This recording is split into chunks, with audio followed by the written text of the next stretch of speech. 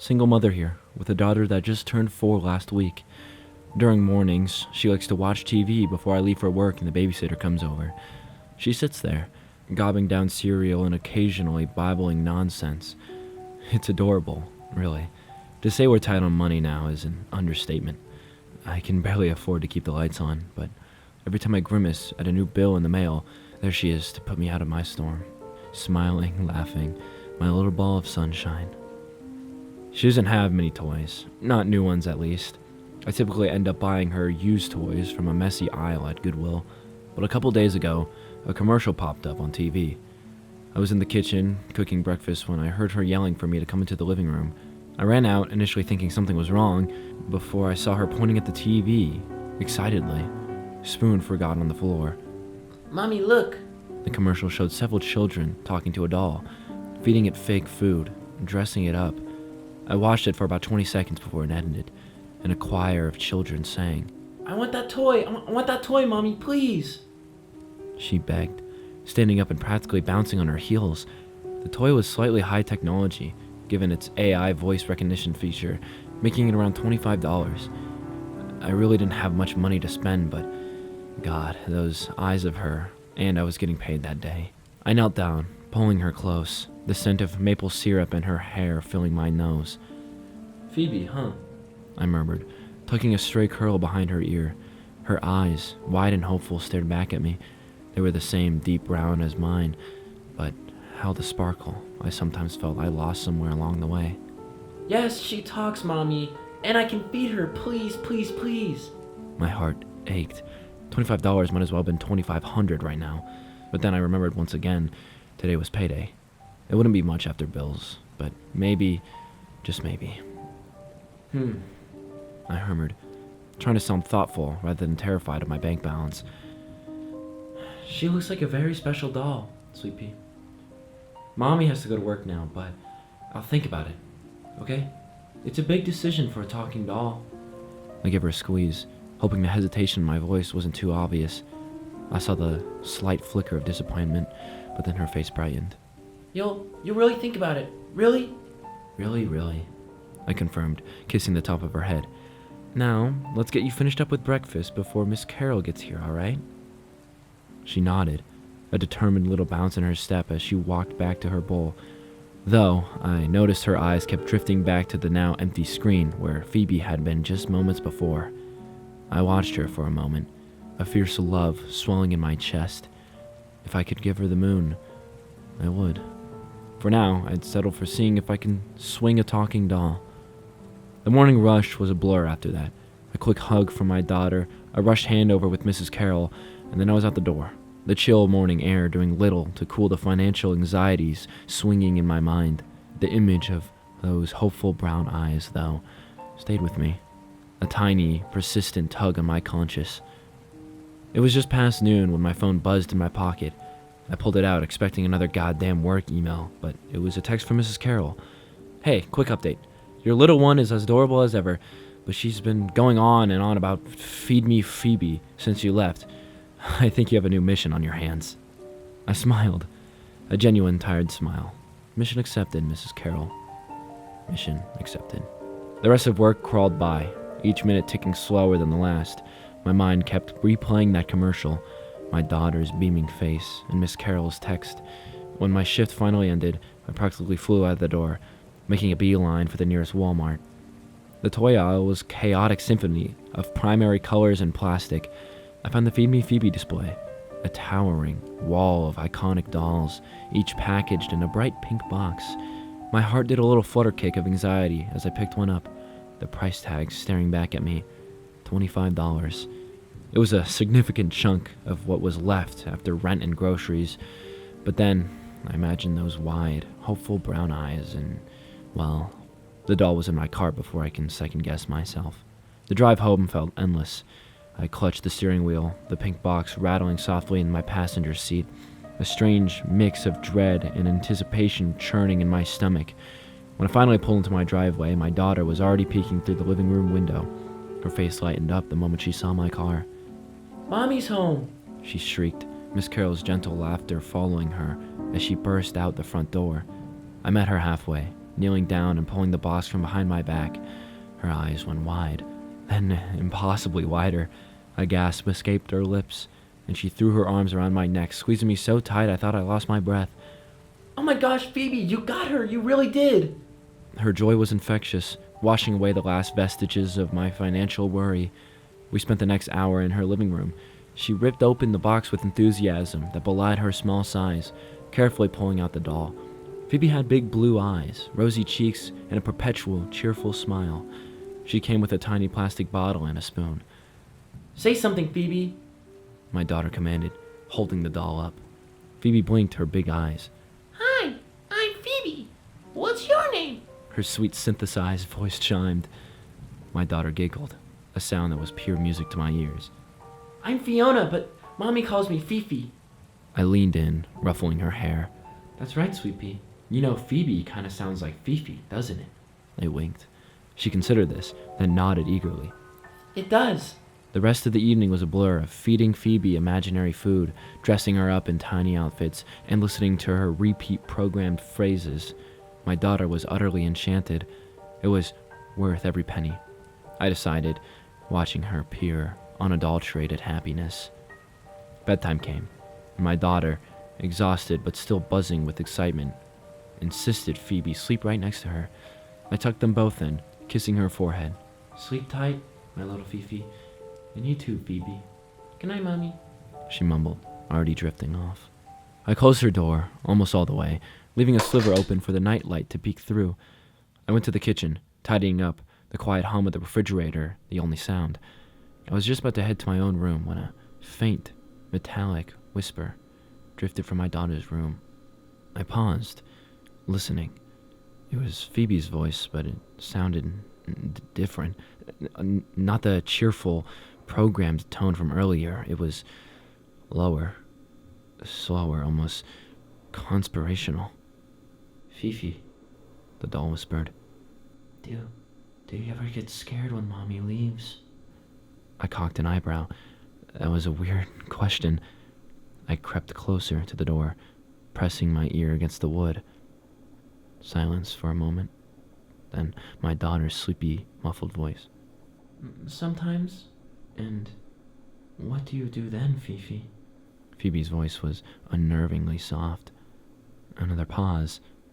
I wait for her to come back. But what if she doesn't come back? The doll asked, the words dripping with an unsettling sweetness.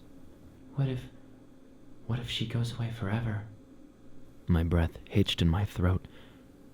It's gotta be the program glitching or something. It's AI after all. Maybe it's just veering off track. Many modern AIs do that. I walked in slowly, giving a nervous smile to my daughter, who looked a bit scared from the doll's question. I'm gonna turn Phoebe off until the morning so you can get some sleep. Okay, darling? I said softly. She nodded, too tired to protest. I flipped off the switch and tucked her in, giving her a tired kiss on the forehead before walking slowly out of the room, shutting the door with a soft click. I walked slowly to my own room, the soft click of Fiona's door echoing unnervingly in the quiet house. My mind was a whirlwind.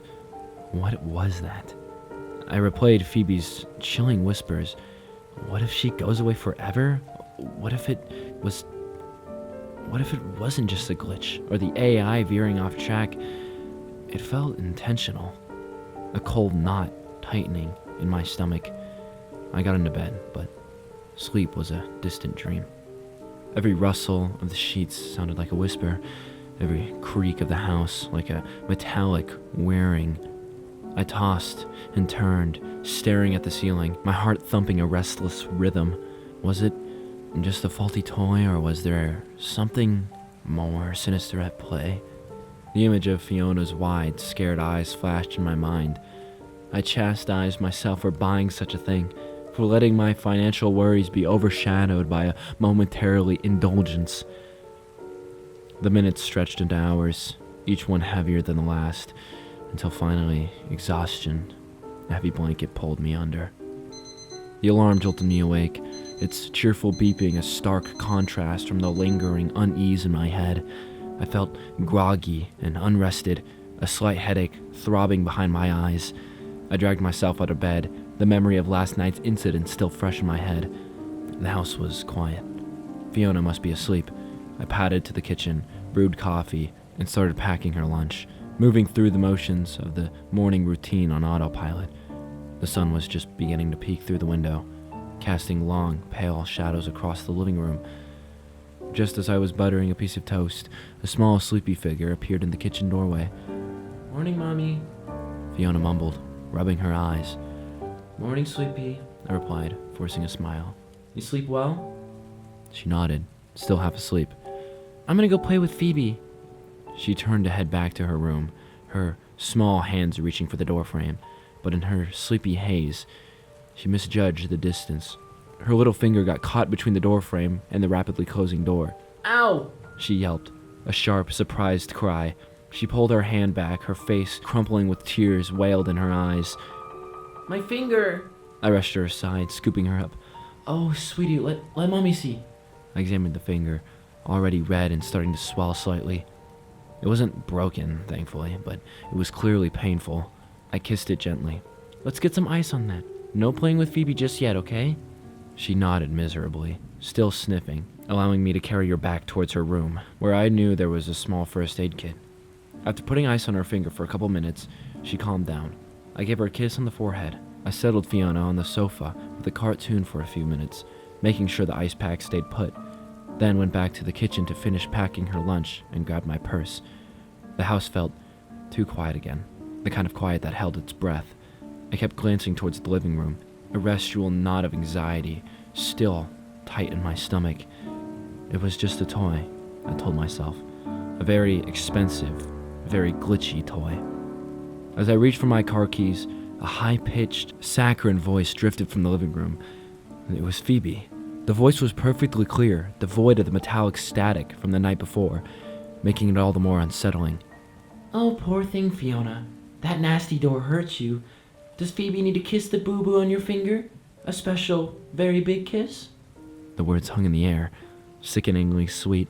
Before Fiona could reply verbally, a sound ripped through the air. Not a tearful whimper, but a sharp, panicked, animalistic scream of pure agony. Mommy, no, this hurts. Get it off. I dropped the car keys, the sound swallowed by the sudden, horrific noise. I sprinted back down the hall, my heart hammering against my ribs, a cold dread flooding my mouth. I burst into the living room. Fiona was sitting on the floor, weeping hysterically, desperately pulling her arm away from the doll. Phoebe was tilted forward, leaning into Fiona's hand. Its plastic face was expressionless, its synthetic eyes wide and blue, but its sophisticated, articulate jaw, the one designed to stimulate complex speech and chewing, was clamped down. It had bitten her, but it hadn't just nibbled her. There was a sickening, wet crack, squelch sound as I watched. The doll's internal motors whirred loudly, working hard against the resistance. Blood, bright artillery red, was pulsing and oozing out around the edges of the doll's mouth, coating the pristine white plastic in a horrific, slick glaze. Bones crunched and snapped from under the pressure, and I could see a white nub sticking out from the red. Fiona's index finger was being actively pulverized. The metallic teeth, designed for lifelike interactions, were now grinding with unfeeling, programmed precision. I could see the sickening result of the grinding. Tiny shards of bones and shredded pink-white tissue were visible, mixing with the thick, coppery blood that dripped onto the carpet. The doll was chewing, its mechanical jaw hinges flexing and straining as it works its way through flesh and cartilage. The sheer unthinking brutality of the attack, the cold, wearing mechanism destroying my daughter's body, paralyzed me, but for only a split second. Then a guttural scream tore itself from my throat. A sound of pure material horror. I lunged forward, not thinking, just reacting. My hand slapped blindly against the doll's rigid plastic back, searching frantically for the recessed power switch. My finger found the tiny nub. Click. The roaring stopped instantly. The jaw went slack. The blue eyes stared blankly. Phoebe released the mangled, ruined stub of Fiona's finger. Fiona didn't stop screaming. She only screamed louder, clutching the oozing, devastated ruin of her hand to her chest. I looked down at the doll's pristine cheek, now streaked with my daughter's blood, and the metallic coppery smell of the damage filled the air. The doll lay silent, a grotesque, blood-splattered parody of a child, its off switch flipped, leaving only the sound of my daughter's ragged, agonizing sobs. It was 10 minutes before we arrived at the emergency room. I brought the doll with me, but removed its batteries as I drove, shakily. It's gonna be okay. It's gonna be okay. I just kept saying like a damn mantra. She wailed and sobbed in the back seat. I demanded the emergency room staff see us immediately. She was bleeding out, goddammit. The doctors looked dumbfounded. They couldn't even make any goddamn sense of it. There was no reason for the mechanical mouth of a doll to be strong enough to pulverize a human finger, they told me, begrudgingly, that they wouldn't be able to reattach it. But I already knew that. What I saw in the doll's mouth when I pulled it away didn't even resemble a finger anymore. They put her under anesthesia and stitched her back up. She is left with a nub. A goddamn nub instead of a finger. And she's only fucking 4 years old. It's been a few days since the incident. I stayed home from work since then, watching over her and pampering her the best I can.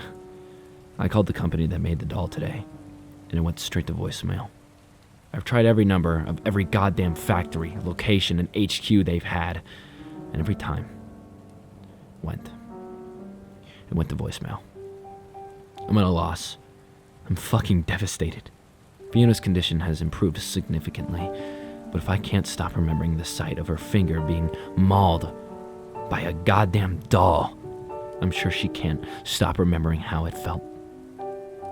Reddit, please, have you ever heard of this goddamn doll, or had any similar strange or terrifying experiences with a toy? Because I need help.